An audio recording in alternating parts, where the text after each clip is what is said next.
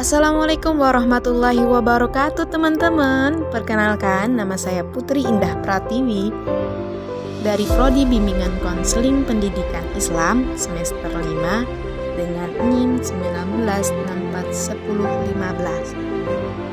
Oke, pada mata kuliah konseling lintas budaya kita akan membahas tentang semua kebudayaan dan ciri khas yang ada di Indonesia. Negara Indonesia terdiri atas berbagai suku, bangsa, dan budaya.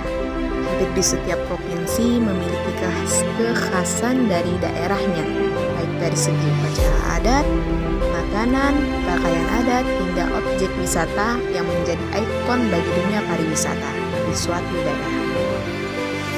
Setiap kekhasan itu bersifat unik dan menarik untuk dipelajari. Budaya suatu daerah akan berbeda dengan daerah lainnya. Masing-masing memiliki keunikan tersendiri. Secara umum, budaya pada suatu suku adalah hasil dari cipta, karya, karsa yang tumbuh dan berkembang sesuai dengan nilai-nilai yang dianut oleh masyarakat sekitar. Manusia sebagai individu yang tidak dapat hidup tanpa mewarisi dan melaksanakan nilai-nilai di suatu kebudayaan. Kebudayaan diciptakan oleh manusia untuk memenuhi kebutuhan manusia serta meningkatkan kualitas hidup dan martabat manusia itu sendiri. Budaya lebih banyak mengandung nilai-nilai yang menjadi pedoman dalam menuntut perilaku manusia ke arah yang lebih mulia dan bermartabat.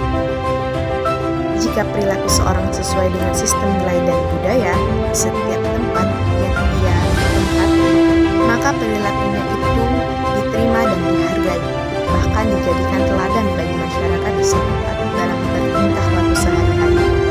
Pada setiap daerah terdapat suku atau etnis, agama, dan ras yang menjadi ciri khas dari suatu daerah. Dalam kehidupan manusia, sistem nilai budaya menjadi pedoman atau panutan bagi warga masyarakat yang mendukung penerapan budaya dalam berperilaku sehari-hari. Dari beberapa banyaknya kebudayaan yang ada di Indonesia, pada kali kesempatan ini saya akan membahas tentang kebudayaan yang berada di Sumatera Barat, yaitu tambur. Tambur merupakan kesenian khas di daerah Sumatera Barat, berupa alat musik perkusi yang terdiri dari dua alat musik, yaitu gendang tambur dan gendang tansa. Alat musik ini dimainkan dalam grup tambur secara terus-menerus dalam formasi terdiri dari 7 orang penambuh yang menjadi 6 pemain gendang dan 1 pemain tasa. Gendang tambur berbentuk seperti tabung dengan bahan yang terbuat dari kayu dengan 2 permukaan kulit. Gendang tambur biasanya dimainkan dengan cara disandang di salah satu bahu pemain dalam posisi berdiri dengan menggunakan 2 pemukul tambur, semacam pemukul yang dibuat dari bahan kayu. Sedangkan tasa lebih mirip setengah bola yang hanya memiliki 1 sisi kulit. Asal-usul tambur dan tasa. Suku Minangkabau merupakan salah satu etnis yang ada di wilayah Indonesia. Memiliki berbagai ragam jenis kesenian tradisional. Salah satunya jenis kesenian tradisional itu adalah tambur itu sendiri yang berkembang di daerah Pariaman. Hampir di setiap negeri di Kabupaten Padang Pariaman atau Kota Pariaman mengenal apa itu kesenian tambur, yang menjadikan itu tradisi, difungsikan dalam berbagai kegiatan upacara adat, upacara keagamaan oleh masyarakat Pariaman. Kesenian ini berasal dari bangsa India yang dibawa oleh seorang pedagang Gujarat ke Tiku Pariaman yang dulu merupakan pelabuhan terbesar di pantai barat Minangkabau pada abad ke-14 Masehi. Alat musik tersebut mulai berkembang di berbagai daerah Minangkabau seperti Meninjau dan Lubuk Basuang. Faktor pencampuran kebudayaan, baik akibat perkawinan maupun perdagangan antara masyarakat pribumi Minangkabau di Pariaman dengan kaum pendatang dari Asia Selatan, sekitar Indonesia, Bangladesh, Irak, dan serta Pakistan. Artinya, semenjak kedatangan orang-orang Asia Selatan, terbentuklah kesenian gandang tambua.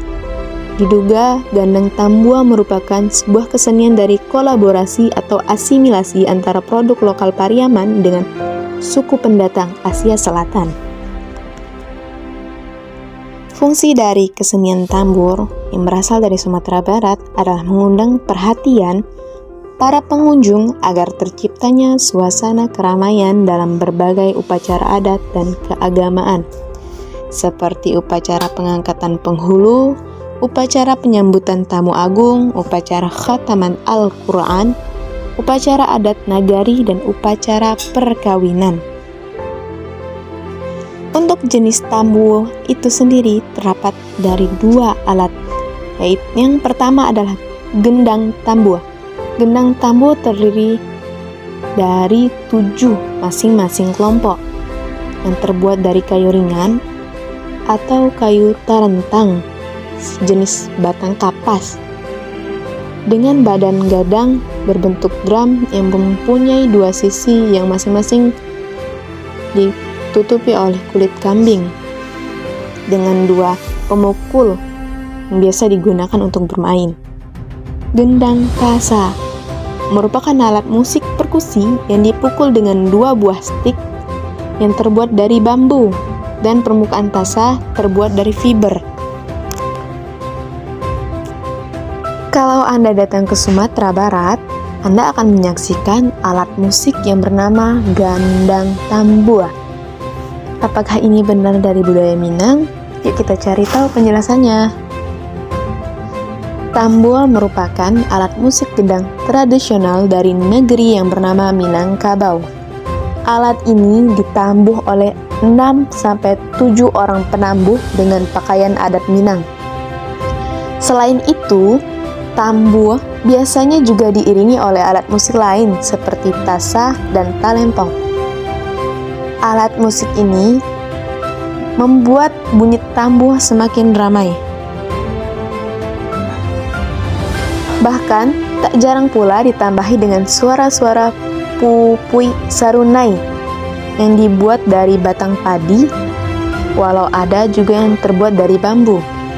Alat musik ini biasanya digunakan untuk membuat ramai sebuah ale atau pesta. Dengan tambua ini juga, maka acara ale akan semakin meriah.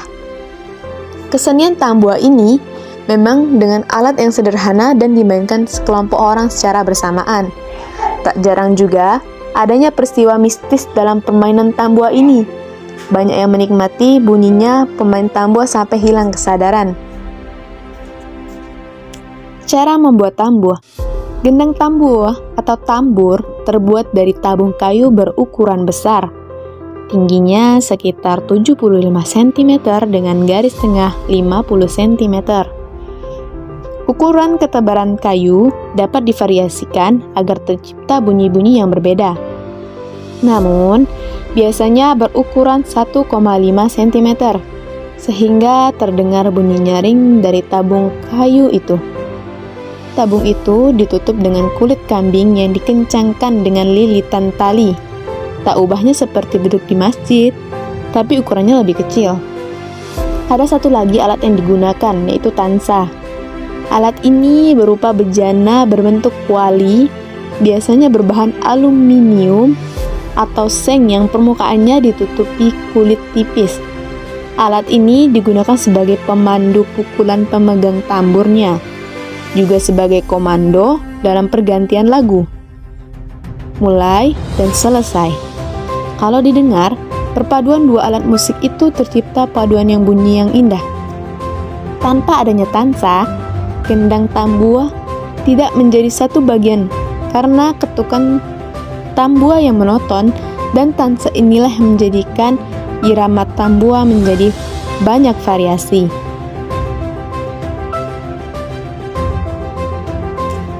Asal mula tambua.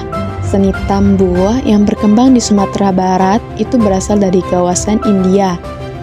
Saat Islam masuk ke Indonesia, maka datanglah saudagar asal India, terutama dari Gujarat. Mereka datang mencari tempat untuk mencari rempah-rempah ke Minangkabau ratusan tahun yang lalu. Para saudagar Gujarat tersebut akhirnya banyak yang beradaptasi dengan masyarakat setempat. Bahkan ada yang menikah dan beranak pinak di tempat mereka yang baru. Kemudian, beberapa di antaranya bermukim di Pariaman. Mereka yang pada akhirnya disebut dengan orang Kaliang karena mereka berasal dari suku yang Kaliang atau berkulit hitam. Sebagian bangsa yang masih eksis di tanah rantau itu, maka mulailah mereka juga memainkan seni dari tanah leluhurnya. Kesenian tersebut ialah memukul gendang kayu yang digunakan untuk berbagai upacara. Ternyata penduduk asli di Pariaman senang mendengarkannya. Bahkan juga gerakan yang mengundang semangat tersendiri. Di antaranya upacara untuk mengenang cucu Nabi Muhammad SAW, Hasan Hussein. Tradisi kebanyakan kaum Islam Syiah, maka berkembanglah seni tambua ini di Pariaman. Setelah Islam masuk berkembang di Pariaman dan banyak penduduk asli yang menganut agama yang dibawa para saudagar itu, mulailah dilaksanakannya perayaan Mahara Tabui, yaitu perayaan untuk mengenang peristiwa Karbala. Ketika itu terjadi perang saudara sesama muslim antara pengikut Ali bin Abi Thalib yang terbunuh dengan golongan Muawiyah sebagai khalifah kelima. Di sanalah kedua cucu Nabi Muhammad SAW gugur. Maraknya Tabui merupakan simbol mengarak jenazah keduanya dan ini divisualkan pertempuran Karbala itu di Pariaman. Setelah perkembangan zaman, akhirnya seni ini berkembang ke arah kawasan Danau Maninjau. Penduduk di sana mulai memainkan seni tradisi ini dan makin digemari. Perkembangan secara merata ke seluruh daerah pesisir di Sumatera Barat. Bahkan setelah beberapa dekade, akhirnya perkembangan hampir menyeluruh di provinsi tersebut. Juga sampai keluar provinsi seperti Bengkulu. Kesenian tradisi semacam tambua ini dikenal di Bengkulu untuk mengiringi acara adat. Di sana dinamai tabot yang fungsinya juga sama, yaitu penolak bala. Setiap bulan Fajar, warga Bengkulu membuat gunungan dari berbagai macam buah-buahan dan makanan lainnya. Jadi kisah ini yang sebenarnya kisah, semoga dapat menambah pengetahuan kita.